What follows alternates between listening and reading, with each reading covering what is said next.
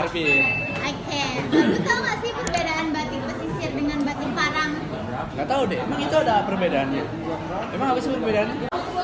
Hai, nama lu siapa? Nama gue Brian. Kan lu generasi milenial nih. Apa sih yang lu tahu mengenai batik Jawa di Indonesia? Maaf ya, gue kurang tahu. Nah nih Pak, kan di era milenial ini nih Pak, banyak sekali nih kemajuan dari era teknologi sampai kayak perbedaan zaman. Nah makanya dari itu sebagai generasi milenial pasti kan banyak ya yang awam sekali dengan perbudayaan Indonesia, terutamanya batik. Menurut Bapak apa sih dari batik, dimaksud batik itu Pak? Ya, oke. Saya sampaikan aja definisi batik ya. Iya. Ya, supaya teman-teman semua memahami bahwa definisi batik adalah proses membuat motif di atas kain dengan tekniknya merintangi atau teknik merintang, yaitu menggunakan malam panas. Ya, biasanya kita gunakan kompor dan lilin yang beku mencair, itu namanya malam panas. Dan menggunakan alatnya yaitu canting tulis atau canting cap. Itu proses batik yang sebenarnya. Bila ada kain yang tidak menggunakan proses tersebut, berarti bukan batik, tapi kain untuk batik atau tekstil secara umumnya seperti itu. Itu dianggap karena memang awal kali batik dari keluarga raja. Batik itu hanya digunakan sebagai sarung atau kain oleh raja atau oleh keluarga raja. Nah, perjalanan waktu berkembang, akhirnya ada juga pembatik yang di luar keraton, yaitu batik pesisiran. Jadi pembatik-batik yang tadinya dulunya membatik untuk raja, lalu mengajarkan kepada keluarga atau kerabat atau tetangganya, dia membatiklah jadi di luar keraton. Yang membedakannya itulah, makanya tadi kalau dibilang, oh, kok batiknya nih kelihatan klasik, ya mungkin dulu dia mengajar atau membuat batik di keluarga raja. Lalu ini kok batiknya lebih ke modern, lebih apa ya, motifnya kok nggak kelihatan banget kayak motif keraton yang lebih detail, lebih gelap, lebih pekat atau lebih rapat. Nah, itu yang membedakan. Makanya siapa yang membuat dan untuk siapa dan untuk apa itu mempengaruhi batik. Berarti dinamakan batik pesisir ya Pak? Kalau di luar keraton. Apa sih Pak motif batik yang berasal dari Jawa dan apa keunggulan batik itu Pak? Ya, kalau dari Jawa banyak sekali. Kalau kita lihat tadi dari sisi siapa yang buat dan untuk apa dan kapan nanti dipakai. Biasanya di Jawa warna-warna motifnya warna-warna gelap yang tadi saya singgung. Nah, kenapa berbeda-bedanya seperti itu? Terus kenapa tadi lagi kita singgung? Artinya kita hanya bisa bedakan dengan lebih gampangnya adalah bagaimana nih batik pedalaman atau keraton, di batik pesisiran. Seperti itu. Kalau dipakainya kapan aja bisa ya.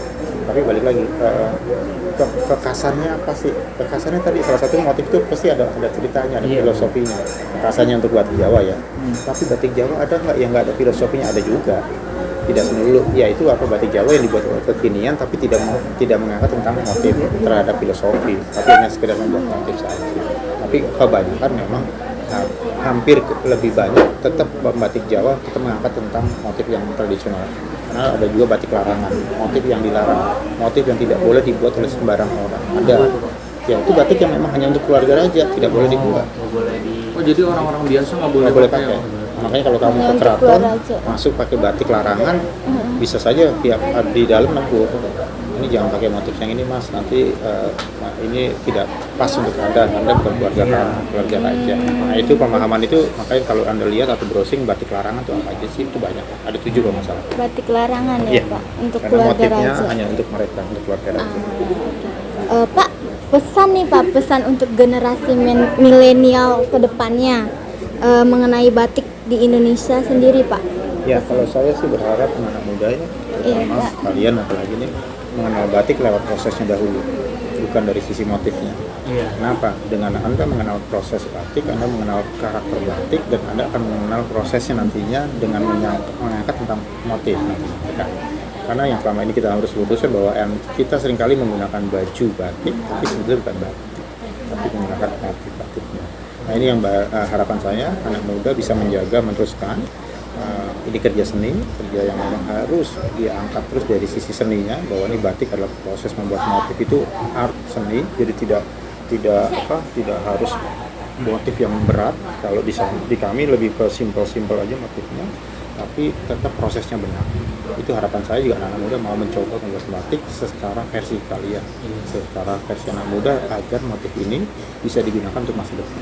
Kalau merasakan prosesnya kan lebih puas ya Pak, Betul.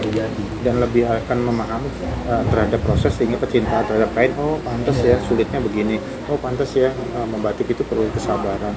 Kata sabarnya tidak dalam bentuk ucapan saya, tapi sudah dia lakukan karena sudah melakukan proses tadi. Itu.